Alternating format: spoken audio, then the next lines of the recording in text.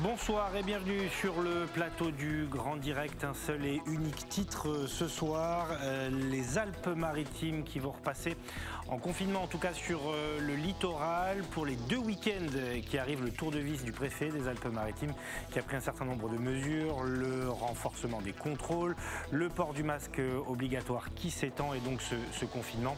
Les jauges dans les commerces également revues à la baisse. Bernard Gonzalez qui sera avec nous dans les toutes premières minutes de ce Grand Direct. Voilà pour le sommaire. On entendra aussi les maires en colère. Anthony Boré, adjoint au maire de Nice, qui lui est plutôt satisfait. Les commerçants. On partira aussi dans le Var parce que la situation pourrait se tendre aussi là-bas. Bonsoir Éric Revel. Bonsoir Nicolas Guet. Merci d'être avec nous comme tous les soirs. Le préfet des Alpes-Maritimes est déjà en place. Il nous attend, Bernard Gonzalez. Je voudrais juste, avant qu'on le rejoigne, qu'on regarde grâce à Marie Giusto et ce petit reportage, ce qui a été annoncé ce matin dans les Alpes-Maritimes, en marge donc de cette conférence de presse orchestrée par le préfet du département des Alpes-Maritimes. C'est une première en France, la territorialisation de la lutte contre la Covid.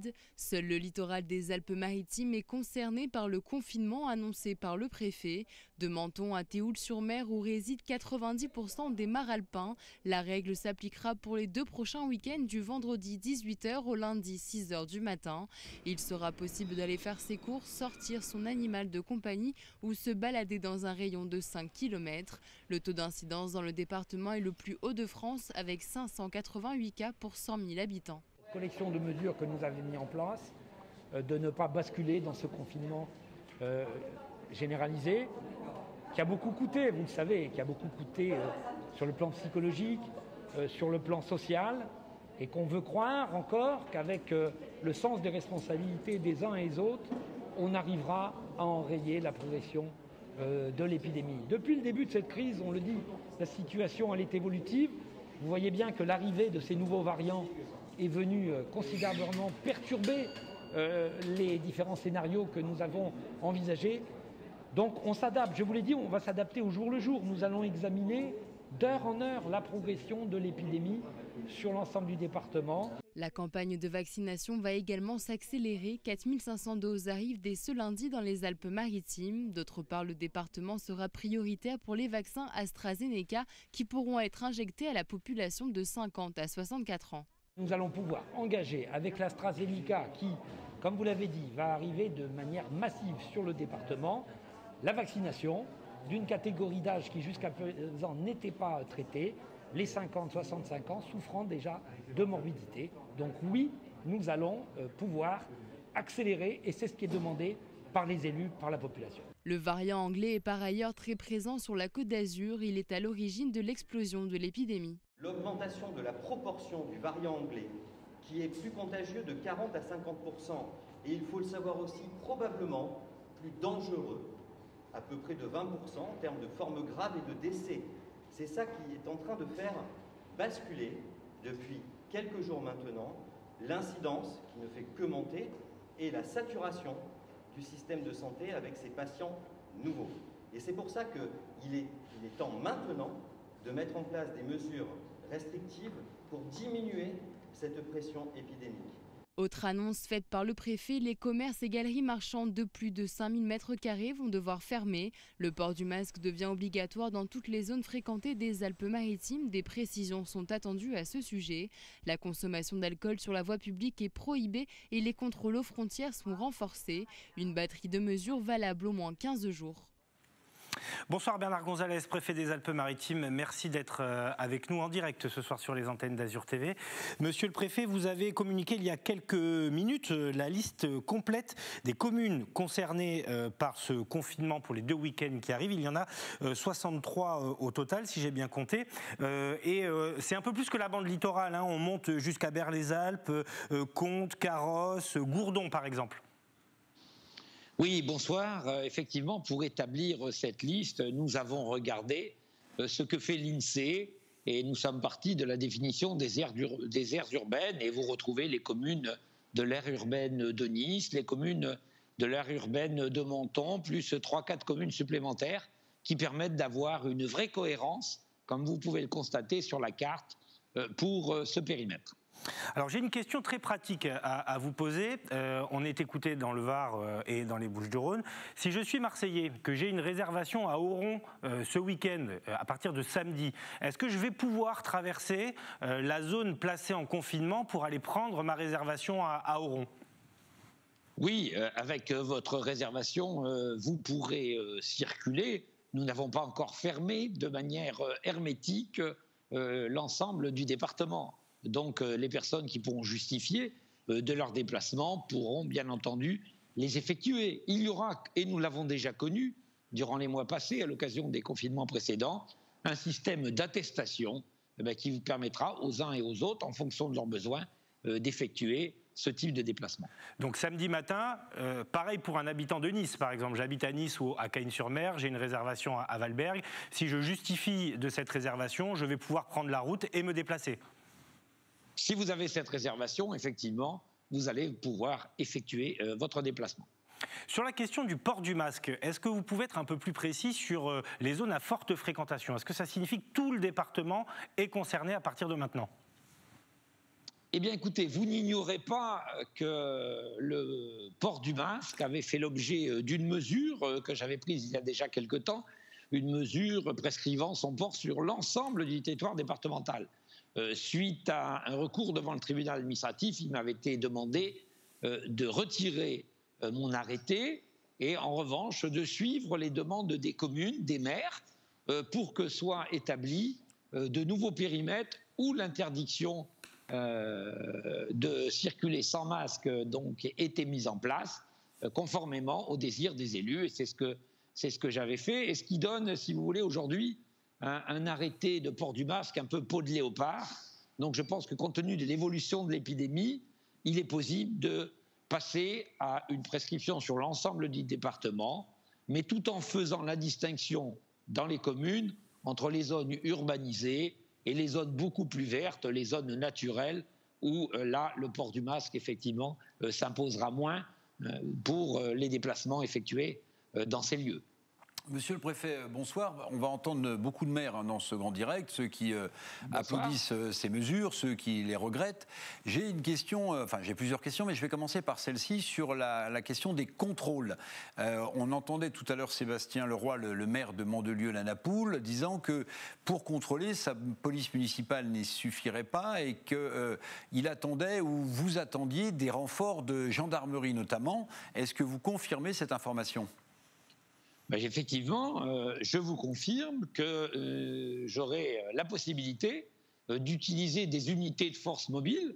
Ce seront peut-être des gendarmes mobiles, ça pourra être également des CRS, pour venir renforcer l'engagement des forces de police et de gendarmerie, des moyens déjà existants pour ces opérations de contrôle, et bien entendu en comptant, et je sais que je peux le faire, sur le soutien des polices municipales de l'ensemble des communes concernées.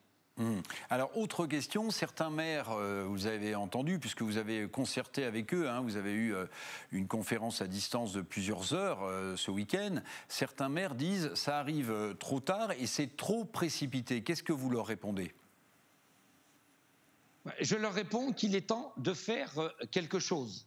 Ça arrive, c'est pas parce que ça arrive trop tard qu'il ne faut rien faire. Je crois que les professionnels de la médecine se sont exprimés. Vous avez entendu ce matin le professeur Guérin à mes côtés. Cette explosion de l'épidémie depuis quelques jours dans notre département, due à la présence de ce variant anglais qui est venu complètement déstabiliser les prévisions qui étaient faites, eh bien, nous amène à un devoir de réaction. Et quand on examine l'état dans nos hôpitaux, dans le département, nous voyons bien que nous sommes proches de la saturation.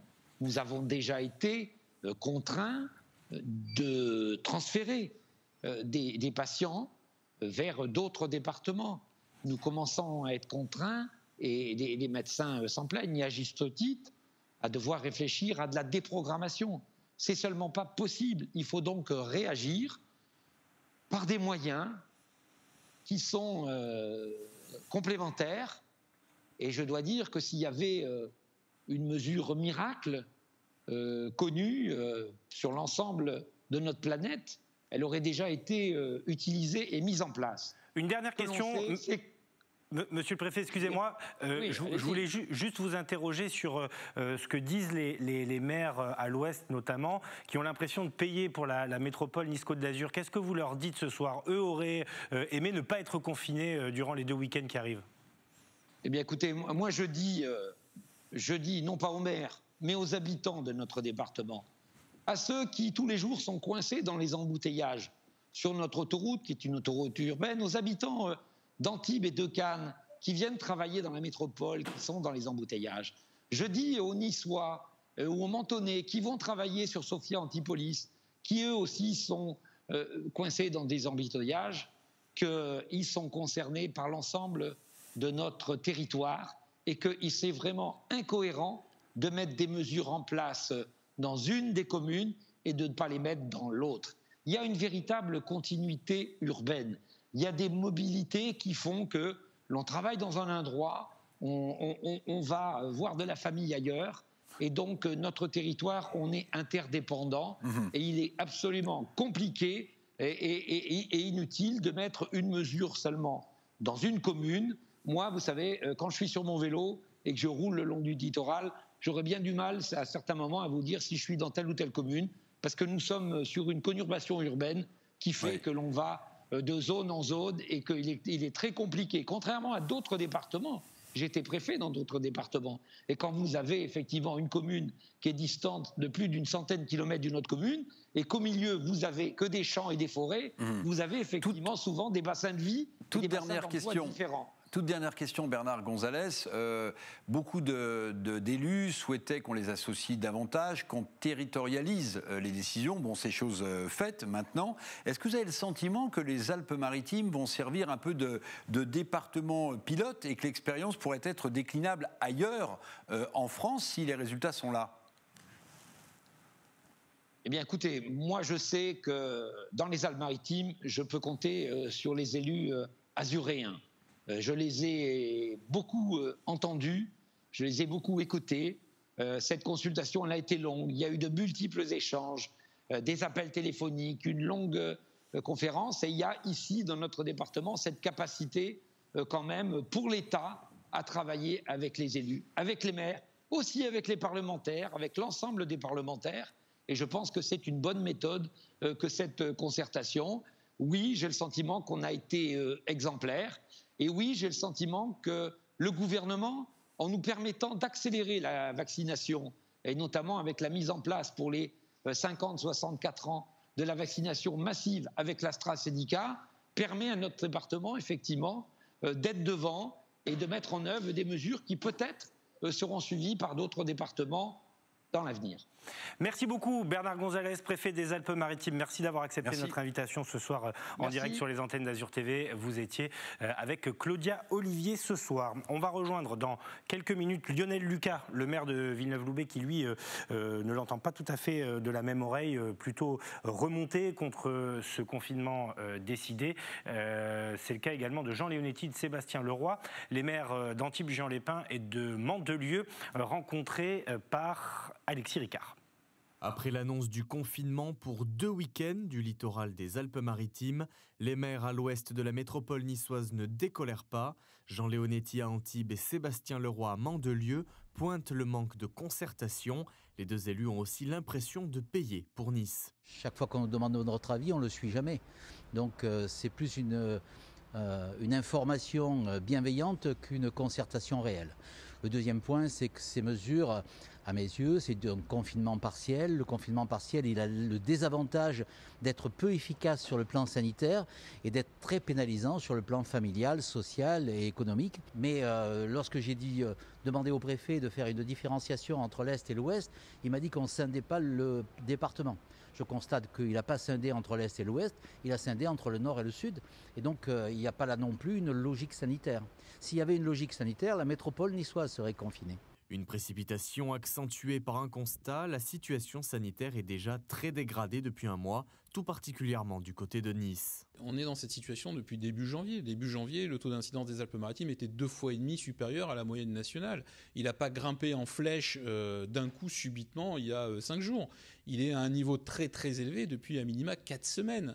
Alors là, on a eu une recrudescence la semaine dernière, mais qui n'est pas la plus importante.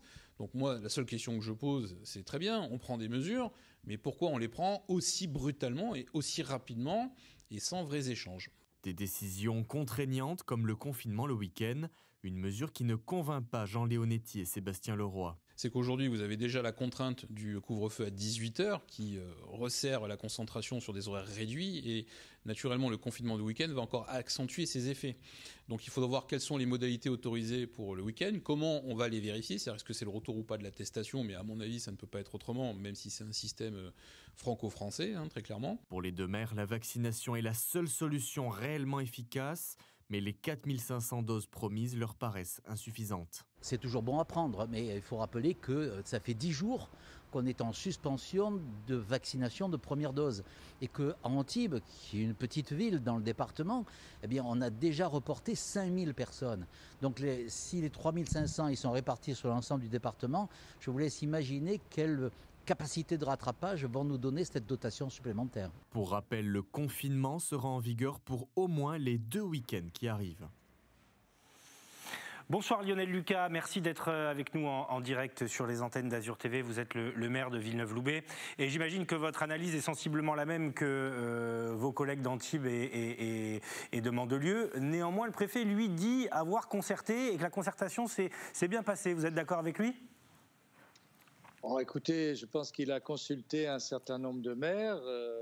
Je dois reconnaître qu'il a essayé de me joindre juste au moment où la réunion de travail commençait, puisqu'il ne laissait pas beaucoup de loisirs pour discuter, mais je lui ai fait part par écrit ensuite de mon point de vue. Il y a une certaine amélioration par rapport à ce qu'on a connu. Après, il ne suffit pas d'écouter, il faut aussi entendre.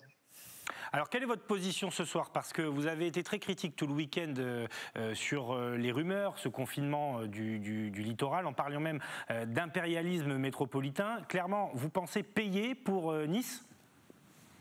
Il me semble que c'est assez évident quand même, puisque j'entendais monsieur le préfet qui disait qu'il y a une continuité urbaine sur le plan sanitaire. Je veux vous montrer un peu cette carte quand même qui montre que si on a pu faire un distinguo nord-sud, on aurait pu surtout le faire est-ouest, parce qu'on voit très bien de quel côté c'est plutôt bleu clair et de l'autre côté où c'est plutôt bleu foncé. Donc on peut toujours défendre n'importe quel point de vue. Ce qui me désole, comme mes collègues maires, c'est qu'on va confiner des gens qui travaillent toute la semaine, qui rentrent déjà à 18h avec le couvre-feu dans l'angoisse pour certaines communes de prendre un PV à 10 minutes près, et puis le week-end où ils pourraient un peu respirer, prendre l'air avec le beau temps que nous avons, vont être de nouveau contraints et limités à 1 heure de sortie ou à promener Médor qui était enfermé depuis le déconfinement. Je trouve que c'est un petit peu désolant et qu'il y a des choses plus importantes. L'aéroport de Nice, les gares des lignes de grands voyageurs, les frontières sont des foyers, à mon avis, tout aussi importants que les déplacements du week-end. Lionel Lucas, on se souvient qu'en septembre 2020, vous aviez obtenu le fait que dans votre bonne ville de Villeneuve-Loubet, on ne porte pas le masque. On se souvient de ce bras de fer, notamment avec le préfet. Bernard Gonzalez, le préfet, qui vient de dire, là, le masque sera obligatoire partout. Est-ce que vous allez recommander à votre population de porter le masque maintenant ? Écoutez, je crois que monsieur le préfet a précisé avec intelligence que c'était là où il y avait des concentrations importantes. Donc ça veut dire que ça laissera toujours une marge dans les communes où on a 70% d'espaces naturels boisés, comme c'est le cas à Villeneuve-Loubet. Je n'imagine pas qu'il y ait un gendarme derrière chaque arbre pour verbaliser des gens qui se promèneraient dans le parc départemental de Vaugrennier, qui est sur notre commune, ou des Rives du Loup. Donc je fais observer simplement que le masque est obligatoire à Nice depuis des mois, et que c'est là qu'on a le plus d'infections constatées. Donc, est-ce que le masque est vraiment la réponse ? On peut se poser la question quand même. Est-ce que vous envisagez d'attaquer l'arrêté qui va être pris là pour le confinement ? Non, je n'envisage pas d'attaquer dans la mesure où on est dans le cadre de la loi d'urgence sanitaire et que la mesure est prise en tenant compte des des résultats et des tests qui ont été faits, des constats. Donc je pense qu'on aurait peu de chances d'obtenir gain de cause. Et à partir du moment où Monsieur le Préfet fait bien la nuance entre les espaces qui sont sans monde et ceux qui sont avec du monde, je pense qu'une application intelligente peut se faire. D'ailleurs, les gens, naturellement, le font dans ma commune. Dès qu'ils voient qu'il y a un petit peu de monde quelque part, ils mettent les masques pour se protéger, car le masque est nécessaire avec les distances. Par contre, quand on est tout seul au bord de l'eau, où il y a 2-3 personnes très éloignées, très franchement, porter un masque, c'est stupide. Il n'y a pas un médecin qui justifie la protection sanitaire avec un masque en plein air. L'objet du masque, ça a été pour obliger nos concitoyens à ne pas oublier de les mettre quand ils rentrent à l'intérieur. Et à l'intérieur, bien sûr que c'est absolument indispensable et nécessaire. Lionel Lucas, le ministre de la Santé, Olivier Véran, était à Nice ce week-end. Il a annoncé des dotations supérieures. On parle de 5000 doses. Est-ce que vous, comme ailleurs dans les Alpes-Maritimes, vous êtes à court de doses et vous êtes obligé de renvoyer chez eux des personnes parmi les plus fragiles qui auraient souhaité se faire vacciner ? Nous, c'est simple, on nous a refusé le centre de vaccination puisqu'on nous a dit que c'était bien assez comme ça. Donc, avec des réponses aussi pertinentes, on n'a plus rien à dire, mais on se prépare toujours à s'organiser pour permettre à nos concitoyens, le jour où on aura enfin des doses en quantité suffisante, pour accompagner le mouvement par rapport à ce qui est nos centres de vaccination, la maison des associations d'Antibes, en liaison avec l'hôpital d'Antibes. Mais à ce jour, ils ne vont reprendre que seulement maintenant ou à la fin de la semaine les premières vaccinations après avoir fait les secondes. Merci beaucoup Lionel Lucas, en tout cas d'avoir accepté de réagir ce soir sur les antennes d'Azur TV. Vous étiez en direct avec Marie Giusto. On le voit, Eric, il y a une fracture, on l'a senti monter durant le week-end entre l'Est et l'Ouest. On va en parler avec notre prochain invité qui, lui, est élu à Nice. C'est le premier adjoint au maire de Nice en charge de la sécurité, Anthony Boré, qui est avec nous. Bonsoir Anthony Boré, merci d'avoir accepté l'invitation d'Azur TV ce soir. Nous avons entendu la colère d'un certain nombre d'élus dans les Alpes-Maritimes. De votre côté, vous accueillez plutôt bien les mesures annoncées par le préfet des Alpes-Maritimes, puisque Christian Estrosi les demandait. D'abord, ça ne fait jamais plaisir à personne de prendre des mesures restrictives de liberté, mais c'est vrai que nous jugeons que le gouvernement a été à l'écoute de Christian Estrosi, l'écoute de la situation qui est extrêmement préoccupante dans notre département. On ne peut pas réclamer sans cesse plus de décentralisation et dans le même temps refuser qu'au plan territorial, on différencie les territoires qui sont le plus touchés. Et notre département est extrêmement touché dans une situation préoccupante. On sait qu'on a 500 cas nouveaux par jour atteints de la Covid-19. On sait surtout que les réanimations sont saturés et c'est un élément de préoccupation pour nous. Donc oui, avec Christian Estrosi, nous estimons que le gouvernement a pris les décisions qu'il fallait et dont nous espérons qu'elles auront un effet sur ce virus. Alors on va revenir au détail des chiffres et aux mesures également prises à Nice. Un dernier mot sur les réactions que nous avons entendues. Vous ne considérez pas donc, comme le disent certains maires, que l'ouest des Alpes-Maritimes paye l'addition pour les mauvais chiffres à Nice ? D'abord, moi je respecte les positions de chacun et chacun a été entendu par le préfet dans le cadre d'une concertation qui a eu lieu. Mais je fais partie de ceux qui pensent que ce virus ne s'arrête pas au comté de Nice, que ce virus n'a malheureusement pas de frontières et que les réanimations sont saturées et les chiffres le démontrent d'ailleurs, tant à l'ouest qu'à l'est des Alpes-Maritimes et qu'à Nice. Et que donc cette situation qui conduit quand même à déprogrammer des opérations prévues de longue date pour des cancers par exemple, c'est extrêmement préoccupant, eh bien doit nous conduire en responsabilité à ne pas sombrer dans des petites polémiques politiciennes de territoire qui exaspèrent nos concitoyens.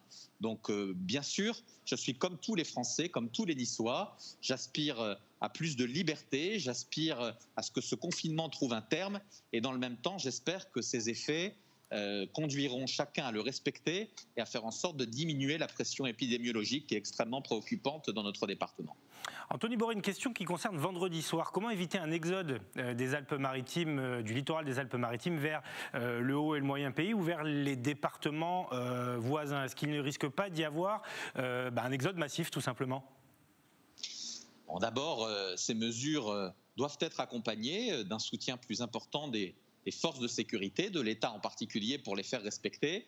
Nous savons ces derniers temps, ces dernières semaines, que certains ont transgressé les règles. C'est sans doute aussi ce qui fait que nous sommes dans cette situation. C'est malheureux parce qu'en réalité, une grande majorité les respecte et se trouve évidemment dans une situation difficile. Ils s'en sentent même un peu injustement punis par ces mesures, alors même que la majeure partie les a respectées. Donc il nous faut des forces de sécurité supplémentaires. Il faut que l'État joue tout son rôle dans les contrôles. À la police municipale de Nice, c'est près de 3000 personnes que nous avons verbalisées au couvre-feu et à l'absence de respect des gestes barrières. Et dans le même temps, il faut passer des appels au civisme. Il faut rappeler à chacun de nos concitoyens que cette épidémie peut être grave, que ce variant britannique est le plus dangereux des variants et que si nous voulons aspirer à plus de liberté dans quelques semaines, si nous voulons même cet été pouvoir profiter de moments de bonheur qui nous ont été retirés effectivement cette dernière année, eh bien, il faut faire ces efforts, c'est le prix à payer. 2 week-ends, j'espère que effectivement ces 2 week-ends seront les derniers où nous serons privés de cette liberté. Ça ne fait plaisir à personne de prendre ces mesures difficiles, mais nous n'avons malheureusement pas le choix pour faire face à cette épidémie. Une dernière chose, Anthony Boré, autour des forces de sécurité, vous avez demandé un renfort de policiers à l'État. Est-ce que dès le week-end prochain, la police municipale de Nice va contrôler plus à Nice ? Bien entendu, j'ai un certain nombre de réunions avec le maire et avec le préfet dans les jours qui viennent pour, d'ici vendredi, nous répartir les rôles. Mais il est évident que la police municipale, qui a d'ailleurs fait fermer, sachez-le, 30 commerces depuis le début de cette épidémie pour non-respect des gestes barrières, qui a verbalisé 3000 personnes, qui, au cours du premier confinement, verbalisé près de 10% de tous les procès-verbaux du pays pour pouvoir faire face à cette épidémie, elle sera au rendez-vous. D'ailleurs, quand on est responsable, quand on agit pour l'action publique, quand on a le sens des responsabilités et du devoir, on sait qu'on doit être au rendez-vous pour soutenir l'État dans la lutte contre l'épidémie et ne pas chercher des vaines polémiques qui exaspèrent nos concitoyens. Merci beaucoup Anthony Boré d'avoir accepté de répondre ce soir à Azur TV. Je rappelle que vous êtes premier adjoint au maire de Nice en charge de la sécurité. À bientôt. À bientôt. Éric, juste un petit commentaire avant de rejoindre Philippe Vardon de l'opposition Rassemblement National à Nice justement. Pas de politique politicienne, Anthony Boré qui essaye un peu de calmer le jeu, mais on voit bien que c'est quand même compliqué pour Nice. Ben oui, c'est compliqué pour Nice, parce qu'on avait souvent entendu le maire de Nice expliquer que toutes les mesures avaient été prises, même en amont, l'achat de masques, etc., que la ville de Nice était presque protégée, et en fait on s'aperçoit aujourd'hui que c'est peut-être la ville de Nice et la métropole qui sont les plus impactées quasiment en France. Alors Anthony Boré a raison de rappeler que le virus, il ne s'arrête pas à Nice ou à la métropole, et qu'il va ailleurs dans le département. Mais on pourrait lui faire remarquer de la même manière que le virus ne s'arrête pas le week-end non plus, si vous voulez. C'est pas parce qu'on va être confiné le samedi ou le dimanche qu'à partir du lundi suivant, le virus ne sera plus dans l'air. Donc, c'est toutes ces mesures qui sont critiquables ou pas. Moi, j'ai le sentiment que, le préfet en a dit un mot tout à l'heure, que les Alpes-Maritimes, en fait, constituent une sorte de département pilote. On n'a jamais, en France, confiné localement. On commence par un confinement. Ouais, c'est ce qu'on disait dans le tout premier sujet de ce grand direct. Exactement. Mais peut-être que cette mesure sur le week-end, ou même cette mesure locale, va être déclinée ailleurs si elle fonctionne. Et ça permettrait quand même, plutôt que de mettre toute l'économie française à l'arrêt, de localiser ce confinement là où il est le plus nécessaire. Je rappelle que sur tout l'ouest atlantique, par exemple, vous avez des taux d'incidence qui sont proches de 80-90, quand la cote d'alerte est à 50. Nous, on est à plus de 500. Vous voyez la différence. Donc peut-être que dans des départements comme les nôtres qui sont très impactés, eh bien, on va, après ce test, appliquer un confinement local le week-end ou la semaine. À Brest, c'est même 35 le taux d'incidence, quand sur le territoire de la métropole Nice-Côte d'Azur, on est à plus de 750. Bonsoir Philippe Vardon, merci d'être en direct avec nous ce soir. Patron du groupe Rassemblement National au Conseil municipal de Nice, également élu régional. Qu'est-ce que vous en pensez, vous, de ce confinement prévu pour les 2 week-ends qui arrivent ? J'en pense ce qu'en pense l'immense majorité des Niçois, je crois, et puis on l'a vu, l'immense majorité des habitants et des élus du reste de notre département. Christian Estrosi, puisque c'est lui qui décide en réalité, Christian Estrosi demande à ses amis macronistes du gouvernement, et ensuite, 2 jours plus tard, les décisions tombent. C'est un petit peu d'ailleurs le supplice chinois, c'est-à-dire qu'on a la visite samedi, un doute, puis peut-être ça sort dimanche, et puis finalement c'est le lundi. On est comme ça à chaque fois avec de l'incertitude qui vient se rajouter à l'inquiétude. En réalité, on est la première zone, la première ville à avoir expérimenté le couvre-feu à 18h. Vous vous en rappelez, c'était début janvier, ça fait 2 mois. Là aussi, ça avait été imposé par Christian Estrosi, non seulement à notre ville, mais à l'ensemble du département. Avec quel résultat ? Moi, je pense qu'il faut toujours juger un arbre à ses fruits. Et 2 mois plus tard, après cette première mesure très coercitive, en réalité, ça a un impact négatif. Je suis d'ailleurs pas le seul à le penser. C'est le professeur Michel Carle, infectiologue au CHU de Nice, qui hier matin, dans les colonnes de vos collègues de Nice Matin, disait justement qu'il fallait au contraire élargir les plages horaires des commerces pour que les gens ne s'y entassent plus. Mais sur la question du confinement, Philippe Vardon, on ne peut pas reprocher à Christian Estrosi d'essayer de prendre des mesures. On voit bien que les chiffres explosent sur le territoire de la métropole niçoise.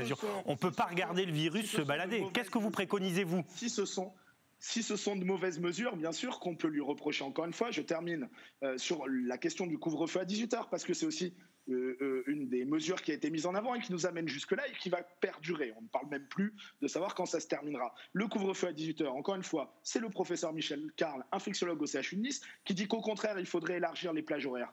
Ses collègues du labo de virologie de Toulouse ont fait une étude très poussée sur l'impact du couvre-feu à 18h, où là aussi, ils ont dit que ça avait un impact négatif. Et quand on voit les Niçois qui sont entassés dans les transports entre 17h30 et 18h, devant les commerces entre 17h30 et 18h, effectivement, on a du mal à comprendre comment ça participe à la distanciation sociale. Et j'en viens justement à cette question du confinement du week-end. On va donc encore plus s'entasser la semaine. Enfin, imaginez ce que vont donner les commerces vendredi entre 17h et 18h, avec tous les Niçois, tous les habitants du littoral. D'ailleurs, on voit que le littoral, c'est très large, manifestement, pour le préfet, puisque c'est jusqu'à la Gaude, jusqu'à Tourette-le-Vins. Et tous les habitants vont se presser, évidemment, dans les supermarchés, dans les supérettes, vendredi. Tout ça, je crois, n'est pas une bonne politique. Je vous le dis, on a l'impression qu'il n'y a plus que des mesures coercitives. Alors évidemment, Christian Estrosi, ça aurait été compliqué pour lui de venir reconnaître que le couvre-feu à 18h, ce n'était pas forcément une très bonne idée. Ça aurait été difficile pour lui d'aller reprocher à ses amis du gouvernement l'échec absolu en matière de vaccination. Enfin, sérieusement, on nous parle là, ça y est, on a un bonus, on est à 4500 doses qui vont arriver. On a aujourd'hui 39 000 habitants qui ont reçu, dans les Alpes-Maritimes, qui ont reçu une première dose. On est 1 million. On est 1 million. Oui, Philippe Vardon. 39 000 avec une première dose sur 1 million. On n'y est pas du tout. Voilà. Philippe Vardon, juste, on vous entend critiquer les mesures mises en place par le maire de Nice. Bon, vous êtes dans l'opposition, après tout, vous êtes dans votre rôle, mais qu'est-ce que vous proposerez à la place ? Qu'est-ce que vous auriez proposé, comme vous posez la question Nicolas Gallup ? Vous auriez préféré quoi ? Un confinement total des Alpes-Maritimes, comme on l'a connu au mois de mars ? Mais vous voyez, c'est bien ce que je soulignais. On dirait que c'est les seules solutions qui existent aujourd'hui. Alors, quelles sont les solutions pour vous ? Quelles sont les solutions ? Faites-nous profiter de votre science, éclairez-nous. C'est pas une question. Les solutions, c'est pas ma science. C'est celle, par exemple, encore une fois, du patron de l'infectiologie au CHU de Nice, le professeur Carle. Qu'on va entendre dans quelques secondes.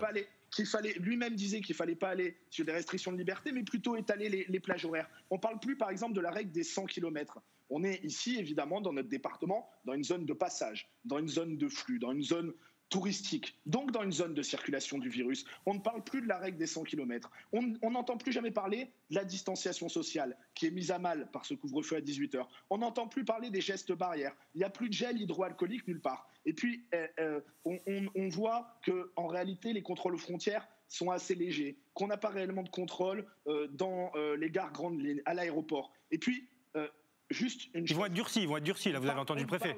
Oui, je l'espère bien, il est grand temps. Juste une chose, on ne parle jamais de soins. Ça fait 1 an maintenant que la vie est mise sous cloche. Nous allons être reconfinés le week-end, ce qui est d'une violence morale, psychologique énorme. Je pense notamment aux étudiants qui souffrent déjà beaucoup. Je pense aussi à tous les commerces. On a 50% des patrons de TPE, PME qui nous disent qu'ils ne survivraient pas à un troisième confinement. Quel va être l'impact ici? Est-ce qu'on peut parler des soins? Voilà. Est-ce qu'on n'a pas de nouvelles solutions? On est capable, on a participé à envoyer, nous les Français, à envoyer une sonde sur Mars, et on n'est pas capable depuis 1 an d'avoir une avancée réelle sur les soins. Je ne parle même pas de vaccination, mais simplement des soins. Voilà. Et ça, on n'en parle plus du tout. On a l'impression que les seules mesures qui valent, eh bien, c'est des mesures que beaucoup ont qualifiées de moyenâgeuses, et c'est un peu vrai. Le couvre-feu ou le confinement. Eh bien, moi, je crois qu'il faut un petit peu changer de braquet, qu'il faut un petit peu réfléchir autrement. Merci beaucoup Philippe Vardon, patron du Rassemblement national à Nice et président du groupe d'opposition à la mairie de Nice, également conseiller régional. Merci d'avoir réagi ce soir sur nos antennes dans ce grand direct spécial. On va faire une petite pause dans la politique pour écouter les médecins, puisque Philippe Vardon en parlait. On va rejoindre l'infectiologue Cédric Etienne dans quelques secondes, puisqu'il est déjà avec nous. Mais puisque Philippe Vardon parlait du professeur Michel Carles, eh bien Marie Justo a pu l'interroger justement autour de ces mesures de confinement. Vous allez le voir, eh bien, il est plutôt dans une démarche attentiste. Il attend de voir si ce confinement va porter ses fruits ou pas. Quelle est la situation dans les hôpitaux niçois? Avec un taux d'incidence de 735 sur le territoire de la métropole niçoise, la circulation de la Covid-19 est donc très active dans la capitale azuréenne. Conséquence, les hospitalisations sont au plus haut au CHU de Nice et le service de réanimation est presque saturé. Le CHU est dans un état de tension significative sur les lits à la fois d'hospitalisation et de réanimation, avec beaucoup d'entrées-sorties et un taux de remplissage qui est toujours au-dessus de 90%. C'est une tension hospitalière qui nécessite qu'on ouvre de nouvelles unités, et on ouvre aujourd'hui 8 lits supplémentaires pour l'accueil des patients Covid dans le secteur de rhumatologie, ce qui souligne aussi le fait qu'on est obligé de faire bouger le curseur entre l'offre de soins de Covid et non Covid pour répondre à la pression épidémique. Dans ce contexte, le préfet des Alpes-Maritimes a fait plusieurs annonces comme le confinement du littoral maralpin pour les 2 week-ends qui arrivent. Sur cette mesure, le professeur Carles reste prudent. On sait que là où le risque de contamination est important, c'est dans les magasins, quand il y a beaucoup de personnes, c'est dans tous les lieux clos où il y a beaucoup de personnes, c'est sur le lieu du travail, c'est dans les familles. Donc c'est vraiment vers ces lieux-là que les mesures de prévention et de mesures barrières doivent être appliquées de manière très ferme. Après, je ne sais pas répondre à la question sur les mesures qui ont été prises là. On peut remarquer qu'on est en période scolaire et qu'un confinement qui se limite au week-end, alors que beaucoup de personnes sont en congé et donc ont des jours de semaine qui sont équivalents aux jours de week-end, on attendra de voir l'effet des mesures qui sont prises là. Dans les Alpes-Maritimes, le taux d'incidence est de 588 cas pour 100 000 habitants. Dans les hôpitaux de Grasse, Antibes et Cannes, les places en réanimation sont également quasiment toutes occupées. Bonsoir, docteur Cédric Etienne. Merci d'être avec nous, infectiologue à l'hôpital de Grasse. Alors, la première des questions que j'ai envie de vous poser, elle est toute simple. On a entendu le professeur Carles dire qu'il attendait de voir les résultats. Est-ce que vous pensez que ça peut apporter quelque chose, un confinement de week-end sur le littoral? Est-ce que ça peut aider à endiguer l'épidémie? Bonsoir. Oui, je pense que c'est quelque chose qui était attendu. On sait très bien que les gens se contaminent soit au sein du foyer familial, soit après contact rapproché. Donc le fait de limiter les contacts rapprochés pendant le week-end, avec notamment le shopping et compagnie, on pense que ça limitera la diffusion des virus. Je suis désolé, j'ai le petit qui pleure. Mais... C'est les aléas du direct. Est-ce que vous voulez aller le voir quelques minutes? Moi, je peux poser une question à Eric et on vous reprend dans 2 minutes si vous voulez. Ça sera peut-être plus simple pour tout le monde. On va faire comme ça. Alors là, voilà, déjà, première réponse. On peut d'ores et déjà relever ce que vient de dire le docteur Etienne.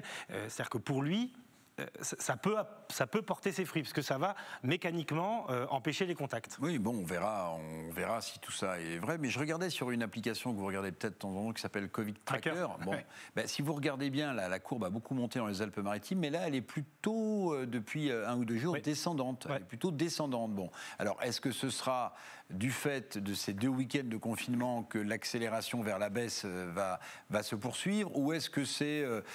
comment prouver l'efficacité? Et puis, alors, moi, je vais poser la question au docteur, si vous permettez, Nicolas. Je ne sais pas si le bébé... Il était revenu, mais je pense qu'il est reparti. Moi, la question qui me taraude vraiment l'esprit, c'est pourquoi est-ce que les Alpes-Maritimes sont passées au travers des gouttes lors de la première vague, alors que l'Italie du Nord flambait et qu'on est quand même frontalier de l'Italie du Nord, et pourquoi est-ce qu'aujourd'hui, parce que des touristes, ils sont venus également en février dernier, si vous voulez.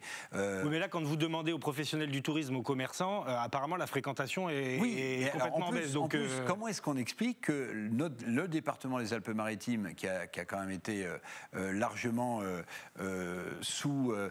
qui n'a pas pris cette première vague, pourquoi est-ce qu'on prend 1 an après une vague aussi forte? Ça, c'est quand même une question à laquelle peut-être, je ne sais pas si le professeur, si le docteur Savec-Etienne revient, qu'on pourrait peut-être lui poser. Alors, Eric, vous demandez, docteur, justement, est-ce que vous avez une idée de la façon dont on peut expliquer cette explosion des cas, notamment sur le territoire de la métropole Nice-Côte d'Azur? Il y a encore un mystère là-dessus. Bon, après, il faut retenir une chose, c'est que la deuxième vague, elle ne s'est jamais arrêtée. On est sous tension depuis plusieurs semaines. On a eu de la chance avec les vacances de Noël, parce que je pense que les gens ont été sensibilisés et ont limité leurs contacts. Là, on a les vacances qui ont recommencé. Les gens ne peuvent pas aller au ski. Les gens... la seule façon de pouvoir profiter un peu du beau temps et du soleil, c'est sur la Côte d'Azur. Donc la Côte d'Azur ou d'autres régions... Oui, mais dans les autres régions, docteur, c'est pareil. Les restrictions sont à peu près les mêmes et ça ne flambe pas de la même façon. C'est uniquement l'afflux de touristes qui pourrait expliquer ça à Nice? Écoutez, si vous allez vous balader à Nice, vous verrez qu'il n'y a pas de distanciation sociale. Les gens dans la rue font le shopping le week-end, se baladent. Certes, ils portent le masque. Mais bon, tout ça, quand vous êtes plusieurs dans une boutique, forcément, vous risquez, s'il y en a un qui est malade, risque de contaminer l'environnement. Est-ce que le couvre-feu à 18h crée un agglutinement justement dans les commerces? Est-ce que ça, c'est un effet pervers du couvre-feu? Non, je ne suis pas sûr. Je pense que les gens maintenant sont adaptés. Le couvre-feu à 18h, on ne peut pas dire qu'il a porté ses fruits entre guillemets, dans le sens où ça n'a pas réexplosé d'un coup, mais on voit bien que le week-end, les gens se relâchent, les gens se baladent, les gens... Mais Cédric Etienne, je reformule ma question. Comment expliquez-vous que l'année dernière, à la même époque, le département des Alpes-Maritimes n'avait pas été submergé du tout par cette épidémie, alors que l'Italie du Nord flambait, et qu'un an après, alors que il y a toujours le même afflux de touristes, que Noël tombe toujours un 25 décembre, que les vacances de Pâques, que les vacances d'hiver tombent toujours en février, comment expliquer que ce département-là est devenu le plus contaminé de France? Alors déjà, il y a 1 an, l'épidémie commençait à peine. Le premier patient atteint du Covid à l'hôpital de Grasse est arrivé le 11 mars 2020. Donc, oui, mais on a échappé à cette première vague. On a échappé à cette première vague, de toute façon. Là-dessus, on n'a pas d'explication sur pourquoi les Alpes-Maritimes ont été très peu touchées, alors qu'effectivement, ça flambait dans les Alpes-Maritimes. En Italie du Nord. Là-dessus, on ne sait pas. Oui, dans l'Italie du Nord, on ne sait pas, on n'a pas d'explication là-dessus. Maintenant, on a quand même une épidémie qui s'est bien installée en France, avec tous les déplacements liés aux vacances. Il fallait s'attendre à ce que, forcément, il y ait une recrudescence de cas. Donc, quand il y a une recrudescence de cas sur déjà des tensions hospitalières, très vite, on est mis en difficulté. En ce moment, il nous reste très peu de lits en unité Covid, et de même en réanimation. Oui, à Grasse, c'est sous tension aussi.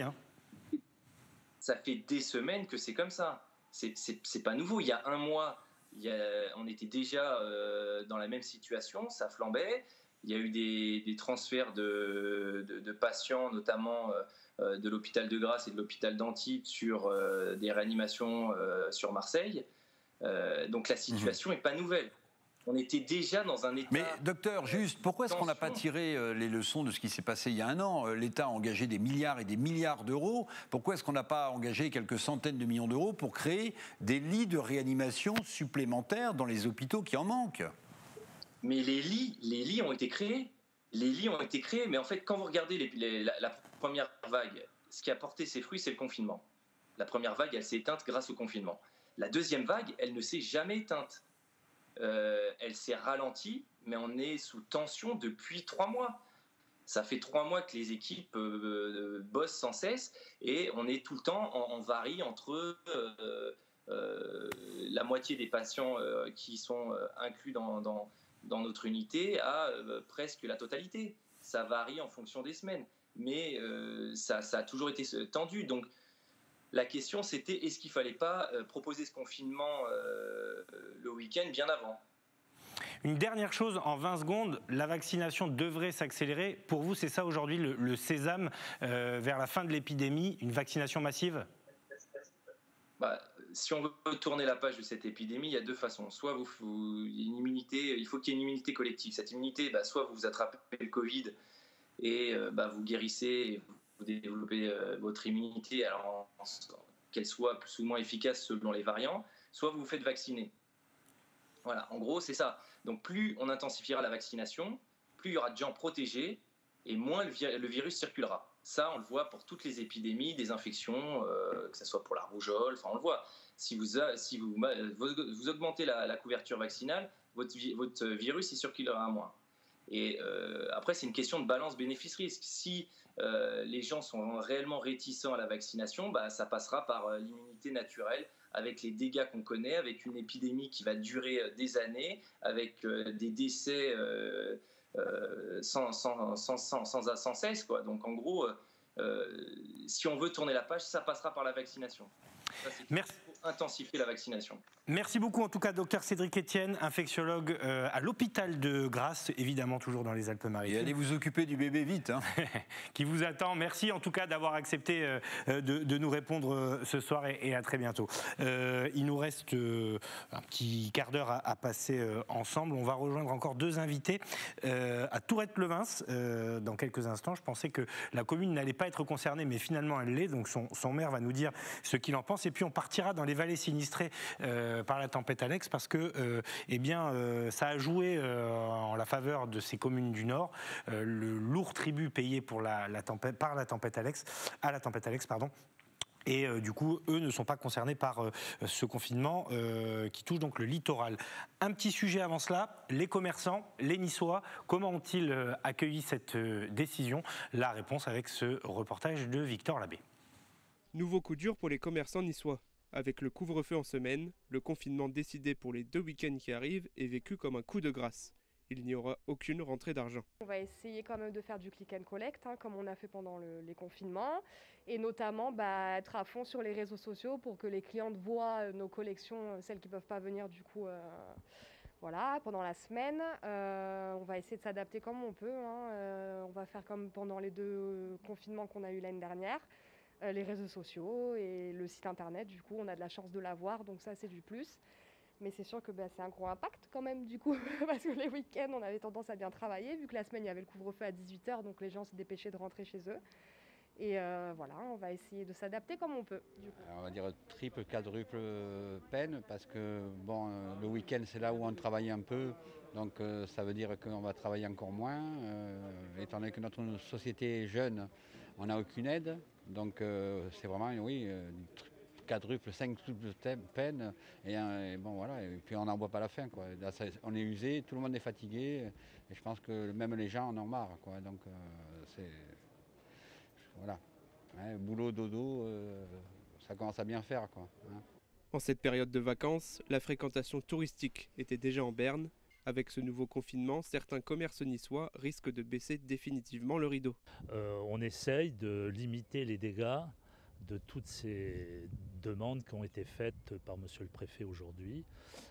Ça se situe vraiment à un haut niveau, c'est-à-dire là on se retrouve avec 2 jours de moins de business, 2 jours importants. Alors je ne parle pas, il y a les grands magasins qui sont touchés aussi, hein, mais je parle aussi de tous nos commerçants qui travaillent en couple, qui travaillent, les maraîchers, tous ces gens qui sont dans des commerces en nom propre et qui sont vraiment en difficulté, même avec les ailes de la Chambre de commerce et de la Chambre de métier de la ville, de la métropole et de l'État.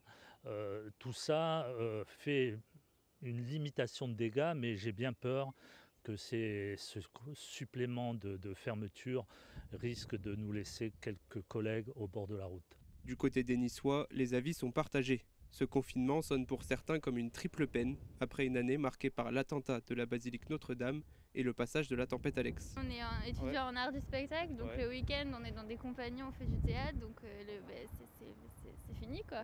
On ne peut même plus répéter, donc c'était notre seul moment de liberté, un peu de soulagement, on oublie un peu tout ça et au final on en est un peu privé. Je ne sais pas quelle est la réponse, mais j'ai pas l'impression que d'interdire la promenade des Anglais et la colline, j'ai pas l'impression que ça va être très efficace. Si ça peut être efficace, tant mieux, parce qu'on commence à être vraiment saturé. Dès ce week-end, la préfecture et la ville de Nice ont d'ores et déjà annoncé que les contrôles seraient renforcés. Voilà, on tire à le bol. Oui, exactement. Ce qui revient vraiment, à mon avis, qui est très nouveau, c'est la lassitude des populations en général. Hein. C'est vrai dans les Alpes-Maritimes, c'est vrai en France, c'est vrai un peu partout en Europe. C'est-à-dire que maintenant, les gouvernements doivent faire très attention parce que cette lassitude-là, elle est exprimée et les gens, oui, il y a un ras-le-bol général sur ces mesures de confinement, même si on comprend qu'il faut continuer à lutter contre la pandémie. Mais cette lassitude-là, ça peut donner aussi naissance à une colère.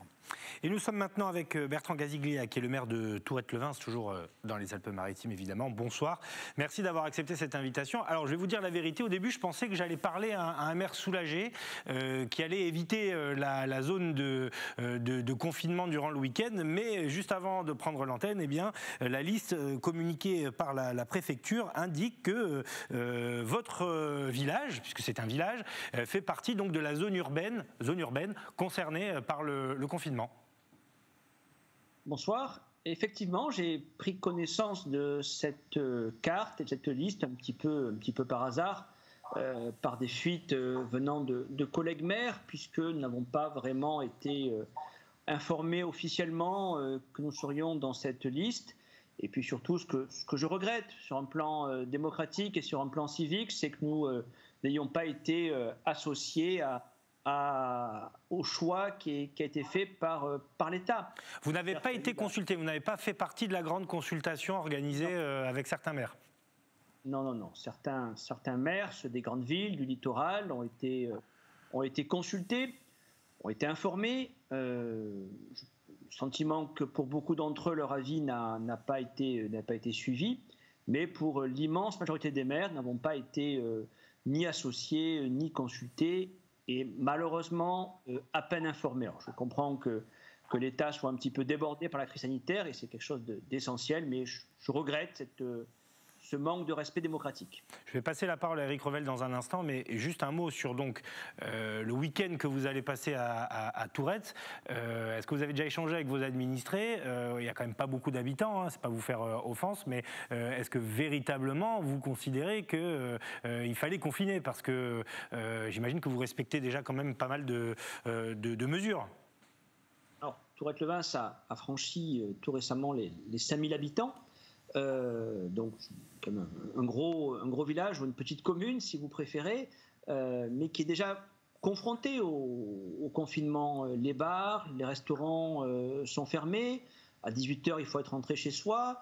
Nous avons le port du masque depuis cet automne dans la commune, donc nous avons déjà mis en place beaucoup de règles qui rendent la vie des Tourettans un peu plus difficile qu'auparavant. Maintenant, ça reste un village dans l'esprit.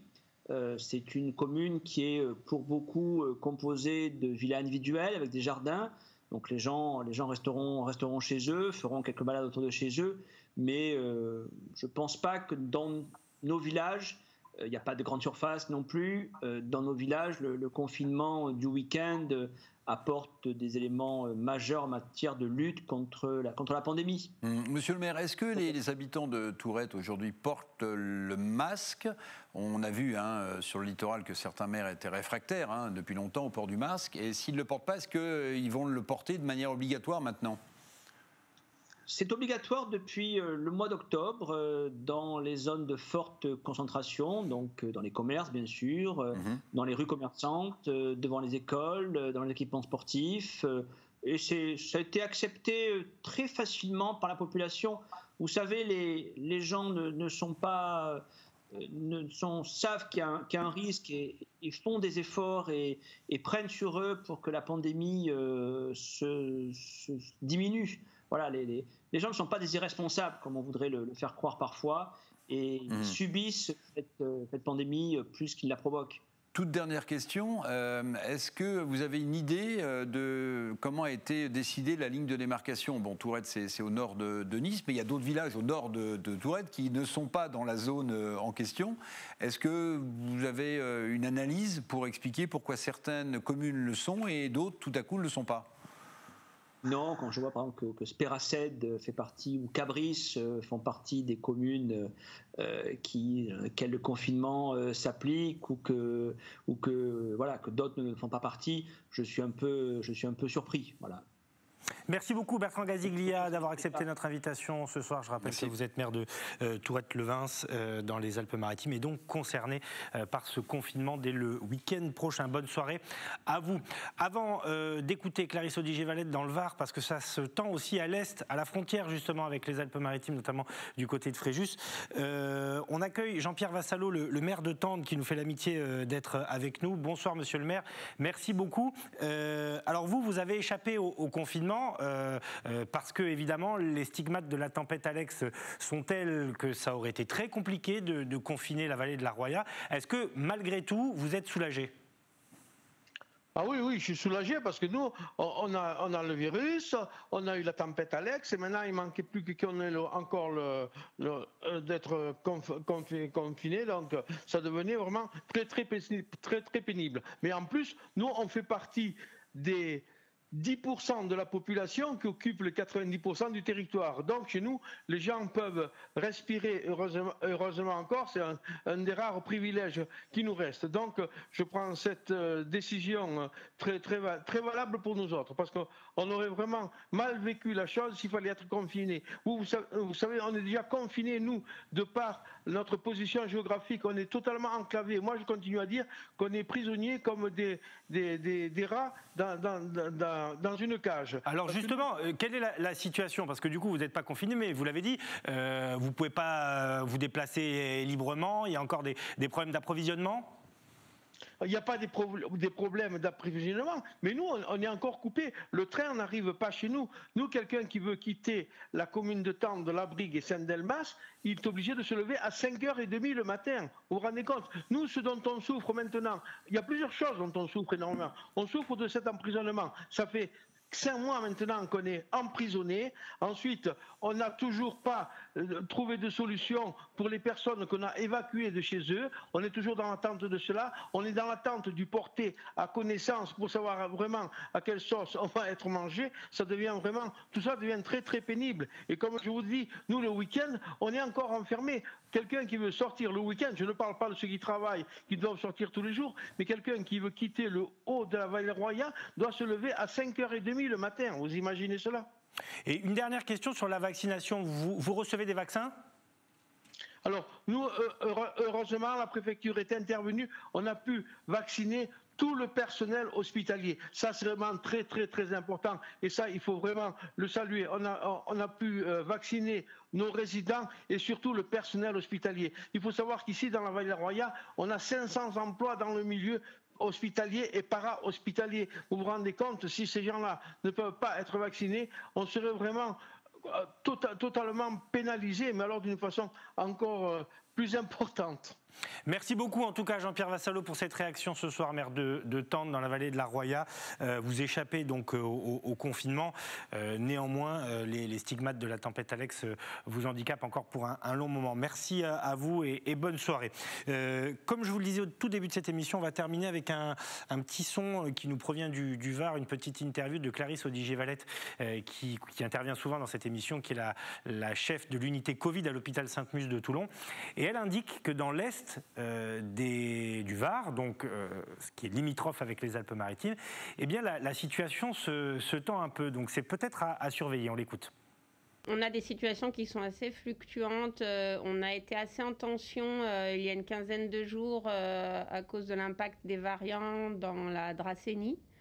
Là actuellement, on a quand même une tension hospitalière importante, notamment en réanimation. Et puis c'est un petit peu plus l'est du Var, plutôt vers Fréjus, qui sont annoncés en tension ce week-end. Et là, depuis nous, ce week-end, c'est tendu, c'est haut, si vous voulez, mais on n'est pas dépassé sur le plan médical.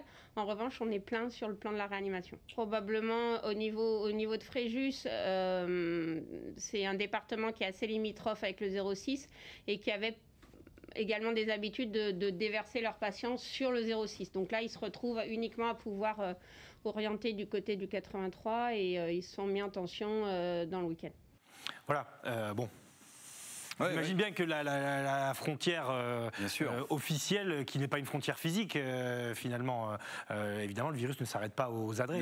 Voilà pourquoi il faut sans doute essayer de le bloquer maintenant, parce que si le Var est touché et puis ensuite les Bouches-du-Rhône, bon, ça posera d'autres problèmes. Maintenant, bon, on refera le point régulièrement, puisqu'il y a des clauses de revoyure sur ces 15 jours pour voir si ça fonctionne et si le fameux taux d'incidence baisse ou pas.